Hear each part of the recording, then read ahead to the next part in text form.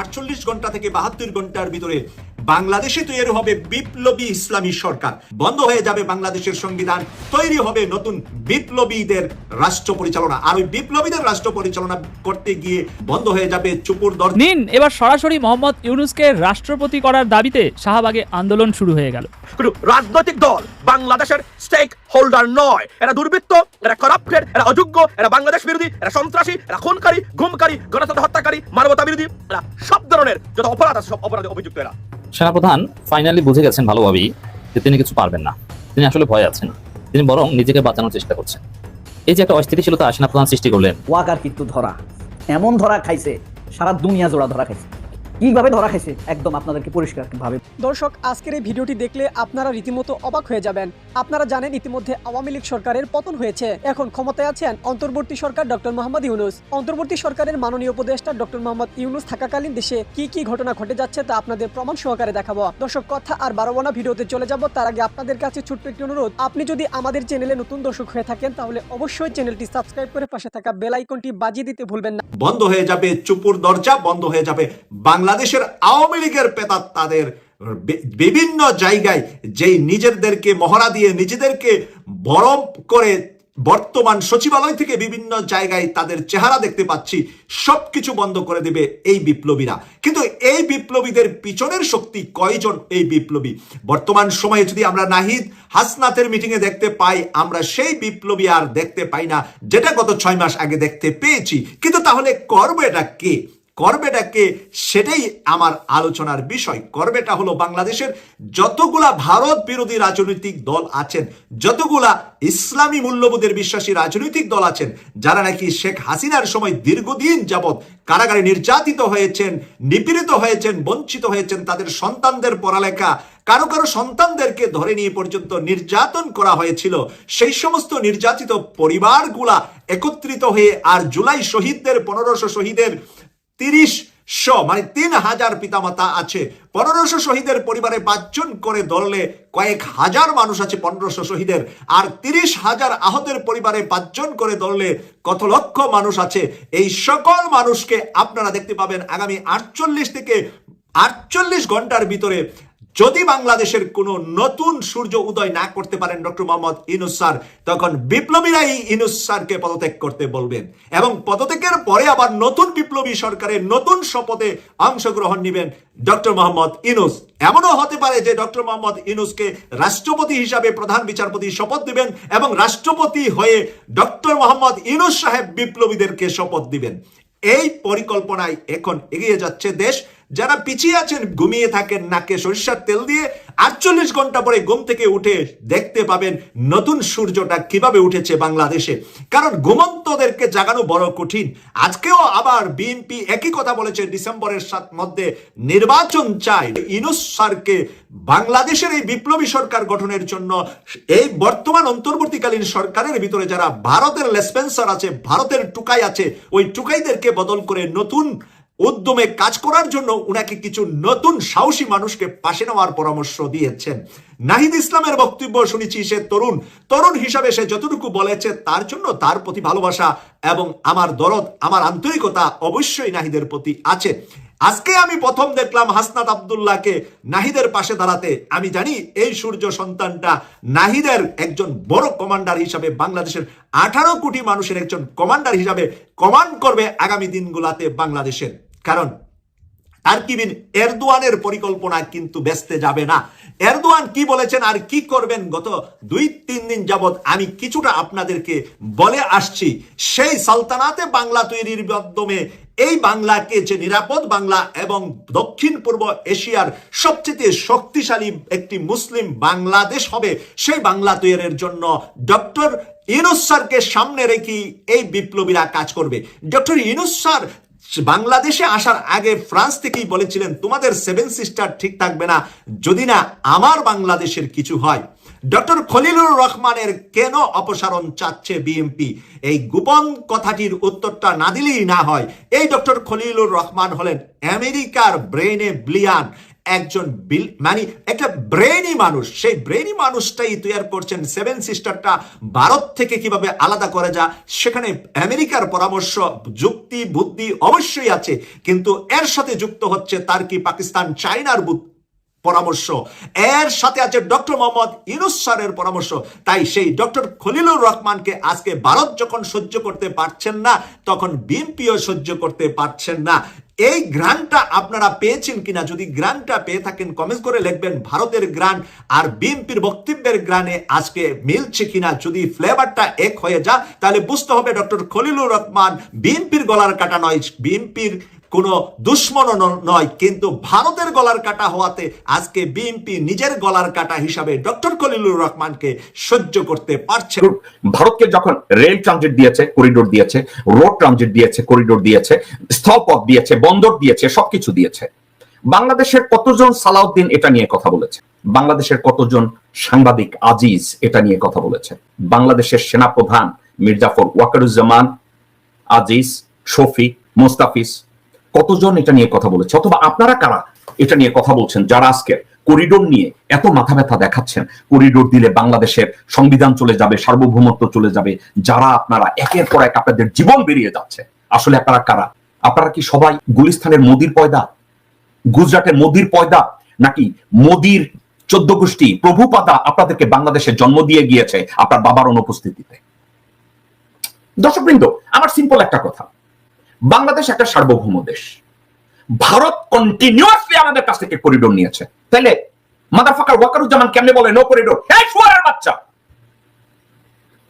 তুই তোর চোখের সামনে রেল করিডোর কেমনে হয়? শুয়ারের বাচ্চা, কেমনে হয়েছে রেল করিডোর? ওয়াকা তোর সামনে কেমনে হয়েছে? এই শুয়ারের বাচ্চা, তুই ভারতের এই রাস্তা উন্নয়ন সংস্থা এদের সাথে তুই কথা বলিস কেন? তাইলে তুই এই করিডোরের ব্যাপারে তুই ভারতকে সহায়তা করতেছিস, তুই ভারতের সাথে তলে তলে এই কাজ করতেছিস রোহিঙ্গাদের যাতে প্রত্যাবর্তন করানো না হয়।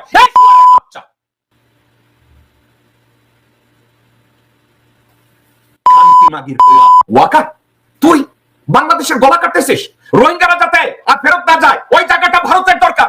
আপনাদের যে করিডোর নিয়ে এখন ডক্টর মোহাম্মদ ইউনূসকে ক্রুসিফাই করতেছে, ওয়াকার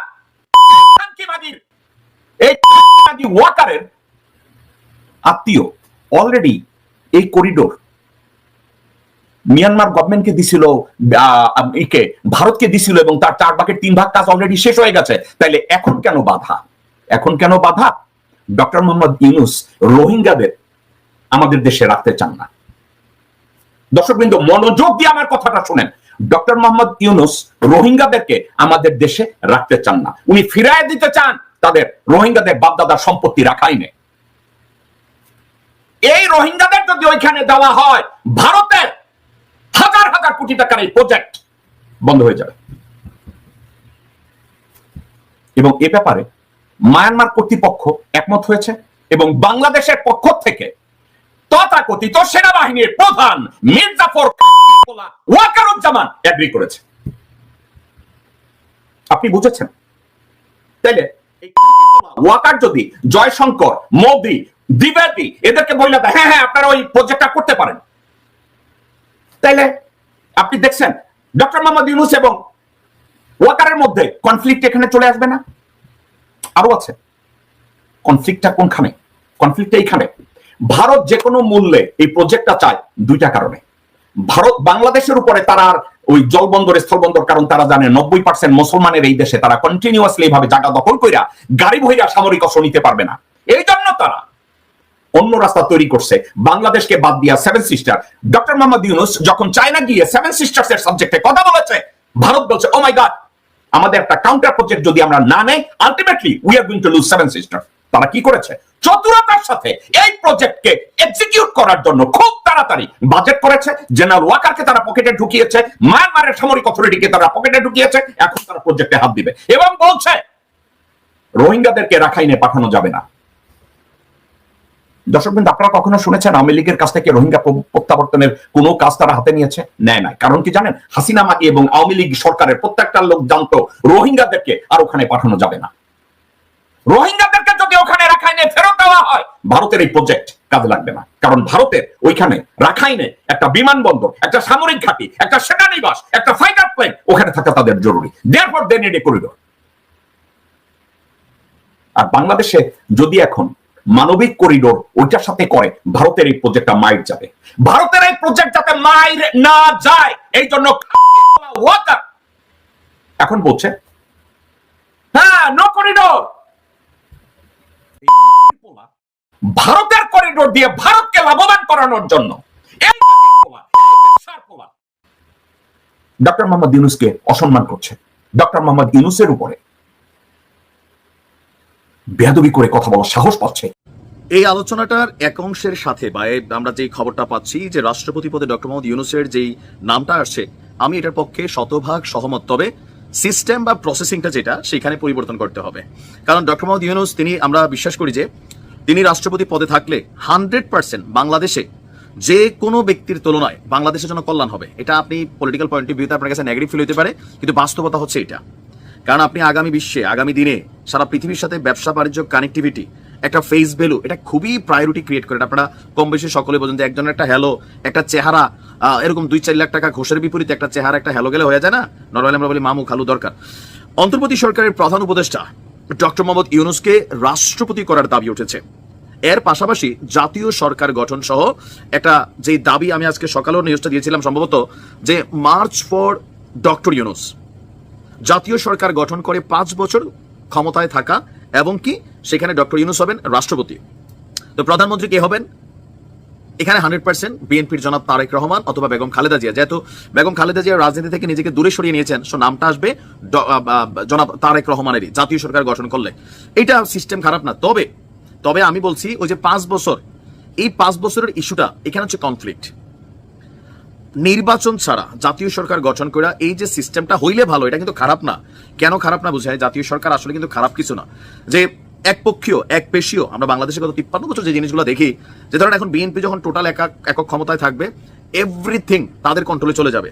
আওয়ামী লীগ যেমন যখন ক্ষমতায় ছিল, এভরিথিং তারা তাদের ক্ষমতা নিয়ে গেছে। পার্লামেন্টেও আপনি চাইলে আপনার দলের বিরুদ্ধে পার্লামেন্টে দাঁড়িয়ে কোনো সমালোচনা করতে পারবেন না। এই যে রাজনীতির কিছু সিস্টেম আমরা ক্রিয়েট করে রাখছি, সেটার বিপরীতে জাতীয় সরকার গঠন হলে ক্যাওসেরও সুযোগ আছে, বাট পজিটিভলি যদি ভাইব করাইতে পারে, দেন এটা পজিটিভলি ভাইব্রেশন হইলেও হইতে পারে। তবে এখানে আরেকটা কনফ্লিক্ট আসবে যে এই সরকারটা কি রাষ্ট্রপতি শাসিত সরকার হবে নাকি প্রধানমন্ত্রী শাসিত সরকার হবে। এখন ধরেন জনাব তারেক রহমান প্রধানমন্ত্রী আর রাষ্ট্রপতি ডক্টর মোহাম্মদ ইউনূস, তো সেই ক্ষেত্রে একটা কনফ্লিক্টের ইস্যু আসবে যে কে কার ক্ষমতার বেশি প্রয়োগ করবে। ডক্টর মোহাম্মদ ইউনূসের ক্ষমতাটা এনসিপিটা উপভোগ করতে চাইবে। এখানে ওই যে কেওসের জায়গাটা, আমার কাছে যেটা মনে হচ্ছে যে এরকম অনেক কেওস আসবে, যে একটা এলাকায় টেন্ডার করতে গেলে বিএনপিও টেন্ডার দিবে, এনসিপিও টেন্ডার দিবে, জামাত ইসলামও টেন্ডার দিবে, প্রত্যেকেই ক্ষমতায় আছে, সংখ্যাগরিষ্ঠতার দিক থেকেও খুব বেশি এখানে পার্থক্য নাই। তো সেইখানে এক ধরনের কেওস তৈরি হবে। এখানে অনেক কিছু চিন্তা ভাবনার বিষয় আছে, বাট আমার কাছে মনে হয় যে ডক্টর ইউনূস যেই নির্বাচন করুক, মানে নির্বাচনে যারাই ক্ষমতায় আসুক, এরকম একটা জিনিস করা যেতে পারে, ডক্টর মোহাম্মদ ইউনূসকে রাষ্ট্রপতি করা হোক, এই দাবিটা উঠতে পারে। এটা একবারে খারাপ হবে না। আজকে আমরা বিকাল 3:30টায় রাজধানীর শাহবাগে জাতীয় জাদুঘরের সামনে মার্চ ফর ডক্টর ইউনূস এবং রাষ্ট্রপতি জনাব ইউনূসকে করতে হবে। আর 5 বছরের জাতীয় সরকার গঠনের জন্য যে স্লোগান উঠেছে, ইনকিলাব জিন্দাবাদ স্লোগান এবং জুলাই আন্দোলনের শহীদদের ছবি নিয়ে আপনার এখানে আমরা দেখছি একটা মোটামুটি কি বলা হয়, দেশের সর্বস্তরের জনগণ ব্যানারে যে প্রোগ্রাম হয়েছে, মোটামুটি মানুষ হয়েছে। এরপরে বলা হয়েছে যে চুপ্পু না ইউনূস, ইউনূস ইউনূস স্লোগানও এখানে আসছে।